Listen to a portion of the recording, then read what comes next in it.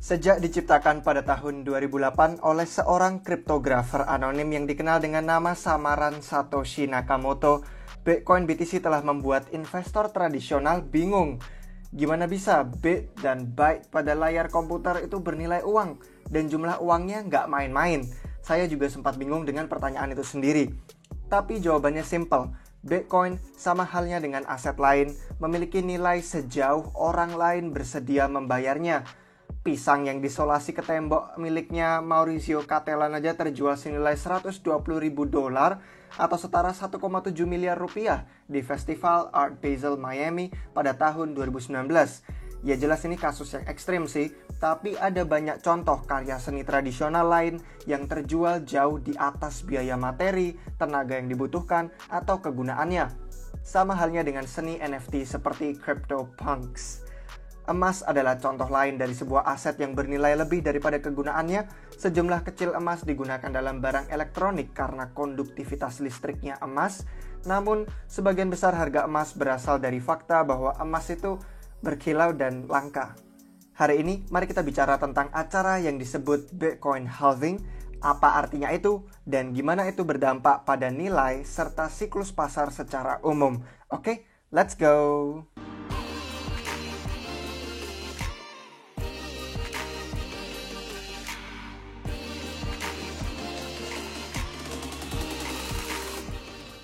Selamat datang kembali di Republik Rupiah guys. Disclaimer bahwa kami bukan penasihat keuangan. Mohon kalian selalu lakukan riset kalian sendiri sebelum menginvestasikan uang apapun ke proyek manapun. Karena kami hanya sekelompok tim peneliti yang punya passion akan finance dan crypto. Juga follow akun Instagram kami karena kami posting memes dan juga beberapa informasi lainnya juga. Cukup konstan juga, jadi jangan sampai kalian ketinggalan. Dan apalagi kalau kami melakukan Q&A, kalian bisa tanyakan pertanyaan kalian di Instagram. Kelangkaan menaikkan nilai. Kelangkaan terletak di jantungnya Bitcoin. Hanya akan ada 21 juta Bitcoin yang dicetak. Kumpulan besar suplainya sudah dibuat, kurang lebih 18,78 juta saat ini. Dengan sisanya akan dicetak hingga tahun 2140. Proses mining melibatkan paket transaksi sebesar 1 MB ke dalam sebuah blok dan mengumpulkan biaya transaksi. Hadiah blok diberikan pada setiap blok baru. Hadiah blok adalah caranya Bitcoin baru dicetak. Blok diciptakan setiap 10 menit dan ini akan berlanjut selama miners atau penambang itu bersedia memproses transaksi untuk memperoleh biaya transaksi dan juga memperoleh hadiah blok. Hadiah blok bermula pada 50 BTC per blok. Setiap 210.000 blok atau kasarannya setiap 4 tahun sekali, hadiah blok ini dipotong setengah. Inilah yang disebut halving. Pada 28 November 2021, hadiah bloknya Bitcoin dipotong menjadi 25 BTC per blok. Pada 9 Juli 2016, hadiah bloknya dipotong setengah lagi hingga menjadi 12,5 BTC per blok. Dan akhirnya pada 11 Mei 2020 terjadi halving hadiah blok yang terkini. Hadiah bloknya saat ini adalah 6,25 BTC per blok. Halving selanjutnya akan terjadi pada sekitar tahun 2024 ketika hadiah bloknya akan dikurangi menjadi 3,125. Siklus halving dan harga. Miners atau penambang menghabiskan semakin besar jumlah listrik untuk bersaing dalam keuntungan, mengumpulkan biaya transaksi plus hadiah blok. Pengeluaran listrik merupakan biaya besar bagi miners, dan hadiah blok yang semakin menurun adalah keuntungan yang berkurang dalam hal Bitcoin. Satu-satunya perhitungan ini masuk akal bagi para miners adalah harga Bitcoin harus naik. Suatu pola harga yang menarik telah diobservasi selama siklus halving Bitcoin terjadi.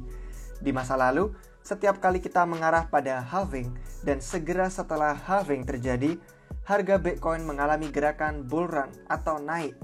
Bull run ini telah diikuti oleh crash atau kejatuhan harga. Crashnya diikuti oleh musim dingin kripto, di mana sentimennya pada titik terendah dan jaringan berita utama mendadak hilang minat pada Bitcoin. Hingga siklus halving berikutnya kemudian memulai proses ini kembali berulang lagi. Jadi apakah ini berarti kita bisa memprediksi harga masa depan hanya dengan mengikuti halving Bitcoin?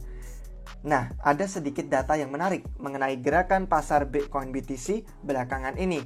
Nah, pasar ini terasa sangat mirip dengan siklus tahun 2013, tepat sebelum siklus hype pertama di tahun 2013. Jadi kalau kita lihat dari grafik riwayat harga, BTC naik dari sekitar $12 pada Oktober 2012 menjadi $230 pada April 2013. Tapi kemudian jatuh dari harga tertinggi April menjadi sekitar $66 pada harga terendah. Ini terjadi sekitar tanggal 8 Juli. Orang pikir itu bisa turun balik ke $12 atau bahkan mungkin 0. Tapi faktanya tidak. Itu pulih sedikit, tetapi kurang lebih pasarnya sideways atau miring sampai Oktober tahun itu. Oktober harganya kembali ke atas $100 dan kemudian pada akhir Oktober siklus hype dimulai kembali. Bitcoin melonjak dan pada 5 November telah menembus level tertinggi April di $230 dan itu terus berlanjut berlipat ganda dalam beberapa hari mendorong ke $1.200 pada akhir November.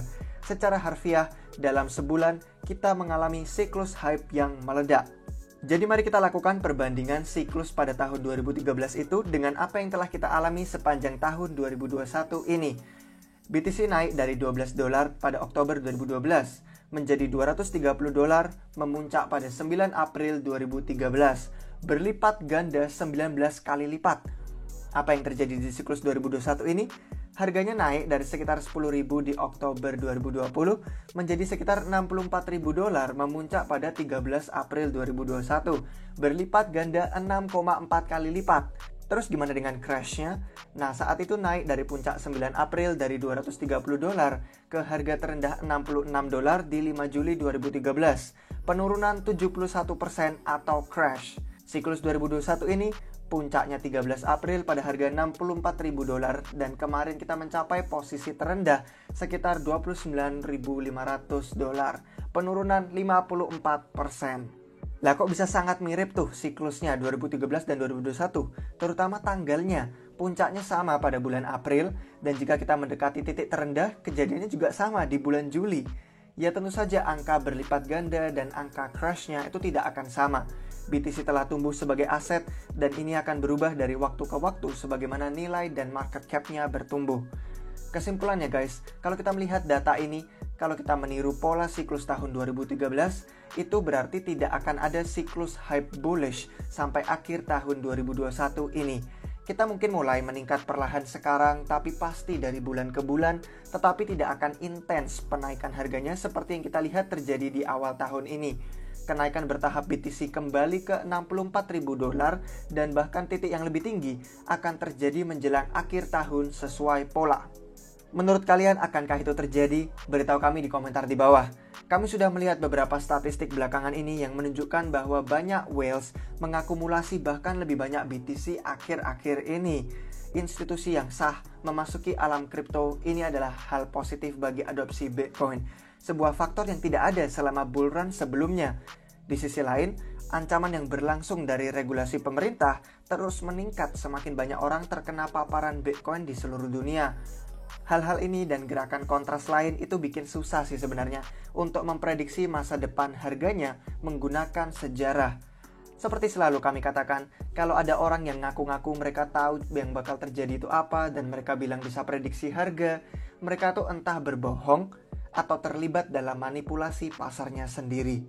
Tidak ada aturan tertulis bahwa bull run harus selalu terjadi setiap 4 tahun waktu halving Bitcoin terjadi. Tetapi seperti sudah dibahas barusan, dari dulu selalu mengikuti alur waktu halving. Kita bisa bilang berkurangnya supply BTC yang masuk ke pasar menjadikannya lebih langka.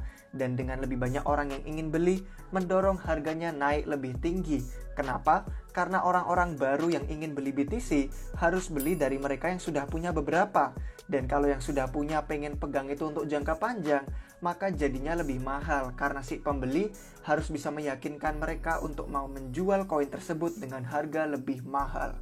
Jadi melalui analisa dan data ini manfaatnya sudah sangat jelas besar bagi kita orang-orang yang cukup berani untuk mengambil risiko dan berani menjadi investor awal dan bersabar. Sekarang beritahu kami pendapat kalian di komentar di bawah guys. Kami harap kalian menikmati video ini. Beri jempolnya dan subscribe biar kalian gak ketinggalan konten lain dari kami yang seperti ini juga. Juga follow semua akun media sosial kami, khususnya yang Instagram, di mana kami posting memes dan juga informasi lainnya juga. Terima kasih guys sudah bergabung dengan kami hari ini dan menonton sampai akhir. Dan sampai jumpa dengan kalian semua lagi di waktu yang berikutnya. Cheers!